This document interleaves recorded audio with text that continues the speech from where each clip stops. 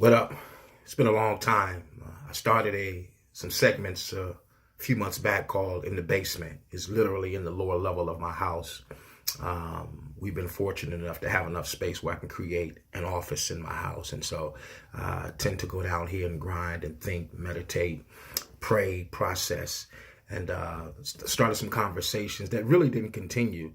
It wasn't a matter of passion, but just kind of got disconnected from some things, and so didn't want to do it unless I was dialed completely in. But I'm probably going to be resuming that conversation real soon. I'm going to be having some frank conversation, some lofty conversation, just an opportunity for me to process my thoughts aloud and in a public space. And I'm sure there are going to be some detractors and some that are probably going to call me heretical and question the reality of my faith based on the way that I think. It's interesting. All I have ever known is Christianity. It's what I grew up with. It's the faith that I was birthed into. I have certainly stepped outside of that over the years and explored other expressions of faith. And I've found them to be profound and significant. However, I've decided to cast my lot and facilitate my relationship with the divine through the medium of Christianity. But I am not married to the customs, to the doctrine, the dogma, and many of the practices that have become synonymous with the faith. And in a real way, that has made me an outlier, an anomaly of sorts. My theology is often viewed as racial. My concepts are often viewed as lofty and even ambiguous. And I've wrestled with that over the years. But as I'm getting older and more content in my relationship with the divine, whom we have labeled God for our purposes in Christianity, because I think every group of people tend to believe that there's something magnificent beyond their full understanding that keeps things in balance even when things seem to be a bit off. And every group of people and culture have defined and given that particular being a name. And for those of us in the English language, we call that divine God. In the Christian and Judaic narrative, we say Yahweh and Jehovah, and so even in that, we are attempting to define a relationship with a being that we believe is ultimately overseeing this project that we call Earth, overseeing this project of humanity. And I'm cool with that. And as I walk further in life and seek to find deeper meaning in life, I am falling in love with this broad conceptual idea of a divine being. And it's causing me to have a deeper appreciation even for the faith of Christianity. There is one preacher in New York City that at some point I hope to meet. I'm fond of his particular ministry and the language that he uses to define our relationship as Christians. And he says that Jesus presents to us a way of showing up in the world. He presents to us a way of being and a way of being in relationship with God as Jesus understood it. What a beautiful way to interpret how we enter into relationship with the unseen, in the words of Hegel, the unmoved mover, and how that translates in our relationships with other human beings. I love that language. How we get an opportunity to respond to the message of a stonemason, or a carpenter as he is affectionately known.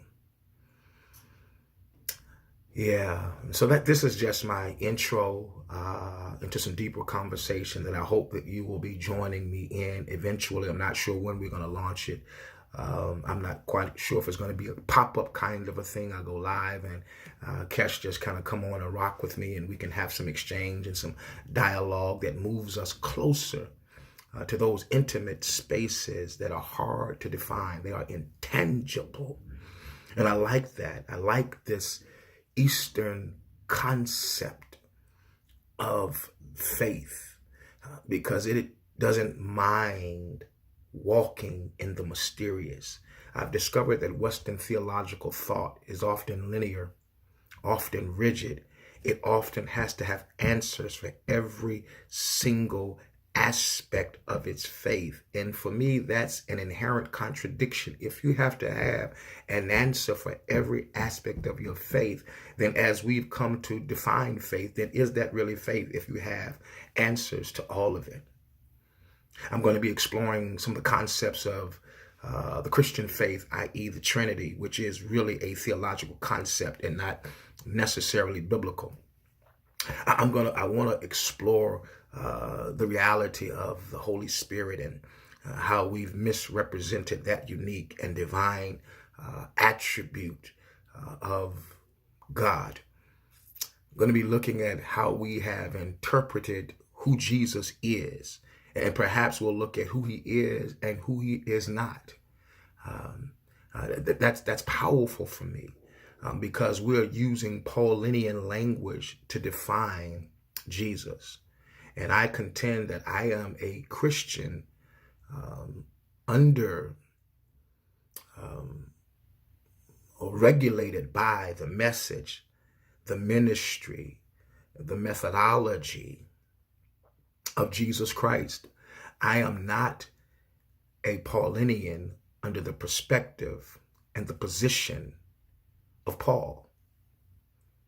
And I am not going to attempt to force the ministry and message of Jesus into the language of Paul when it doesn't really exist in some instances, or there's no real connection between the two. And for many Christians, that's a dangerous place because you have really failed, many of us have failed to say, you know what, we're not really Christians, we're really Paulinians. But I contend that I filter my perspectives, my positions, my ideology, my thinking through the ministry, the method, and the mission of Jesus Christ.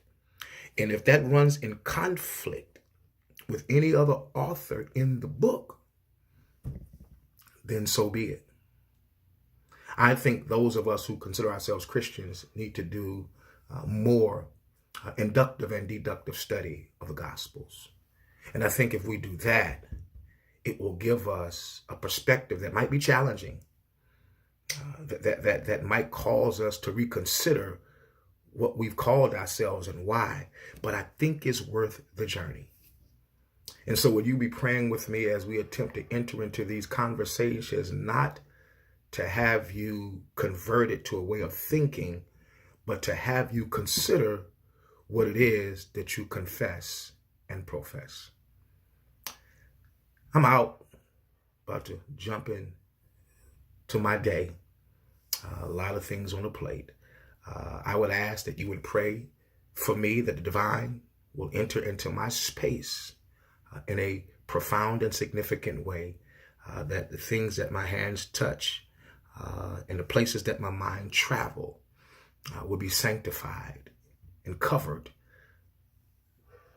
with God in mind. And I will do the same for you. Peace and blessings.